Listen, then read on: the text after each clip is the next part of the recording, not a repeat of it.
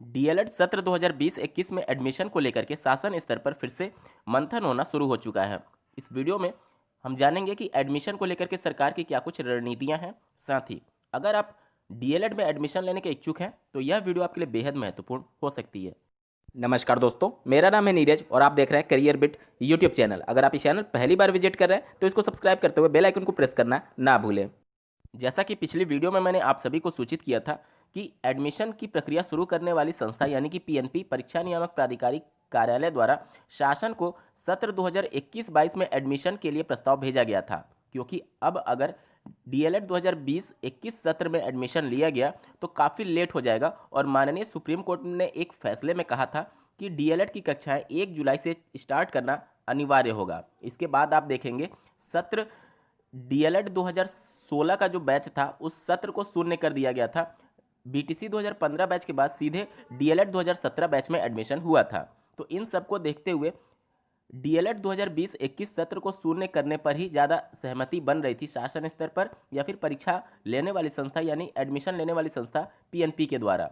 लेकिन अब विभिन्न निजी डीएलएड संस्थानों के द्वारा शासन पर दबाव बनाया गया और परीक्षा नियामक कार्यालयों को भी एक तरीके से ज्ञापन भेजा गया कि इनसे उनका बहुत ज़्यादा नुकसान हो जाएगा, क्योंकि जिस तरीके से इन निजी डीएलएड संस्थानों में सीटें रिक्त रह गई हैं इस सत्र के लिए पूरी की पूरी, तो उन सब की भरपाई के लिए उन्होंने शासन और पीएनपी पर फिर से दबाव बनाया है कि इस सत्र में भी एडमिशन की प्रक्रिया शुरू की जाए। ये वही संस्था है जिनको आपके भविष्य से कुछ भी लेना देना नहीं है। राष्ट्रीय शिक्षा नीति 2020 क्या कुछ कह रही है, भविष्य में शिक्षक बनने के लिए अनिवार्य होगा, उनसे उनको कुछ लेना देना नहीं है।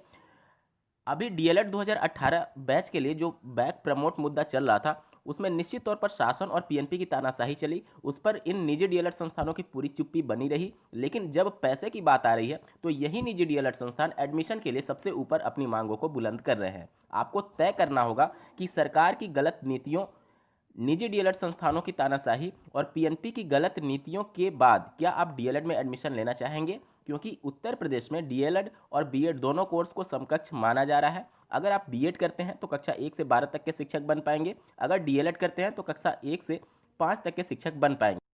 ये वही निजी डीएलएड संस्थान है जो कि बीएड को प्राथमिक में मौका देने के बाद से उत्तर प्रदेश सरकार के द्वारा डीएलएड को प्रथम वरीयता भी नहीं दी गई, लेकिन इन सब के खिलाफ कभी भी उन्होंने शासन के लिए ज्ञापन नहीं दिया कि आप डीएलएड या फिर बीटीसी को प्रथम वरीयता दीजिए। अगर जब इस कोर्स की वजूद ही नहीं बचेगी तो आपको एडमिशन मिलेंगे कहाँ से। तो निश्चित तौर पर ये निजी डीएलएड संस्थान सिर्फ पैसे के लिए ये मांग कर रहे हैं कि डीएलएड में एडमिशन होना चाहिए। इनको आपके भविष्य से कुछ भी लेना देना नहीं है।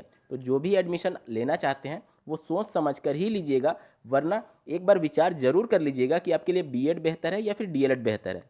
अब बात कर लेते हैं उत्तर प्रदेश शासन का क्या कुछ कहना है। बेसिक शिक्षा मंत्री श्री सतीश चंद्र द्विवेदी जी ने ये स्टेटमेंट दिया है कि डीएलएड की प्रवेश प्रक्रिया शुरू करने पर विचार विमर्श अभी भी चल रहा है, अभी तक उनके द्वारा किसी भी निर्णय पर नहीं पहुंचा गया है। वहीं जो निजी डीएलएड संस्थान के एसोसिएशन है उनके द्वारा ये सुझाव दिया गया है कि इस सत्र को शून्य ना करके सत्र 2020-21 और सत्र 2021-22 दोनों को एक साथ प्रारंभ किया जाए।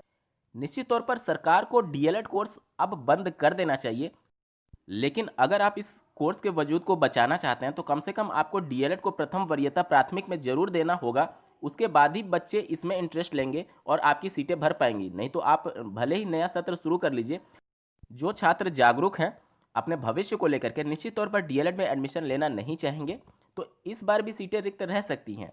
तो सबसे पहले आपको सरकार को ये कहना चाहिए कि अगर इस कोर्स को आपको चलाना ही है या फिर इस कोर्स के वजूद को बचाना है तो सबसे पहले आपको डीएलएड को प्राथमिक में प्रथम वरीयता देना होगा, तभी इस कोर्स का वजूद बच पाएगा।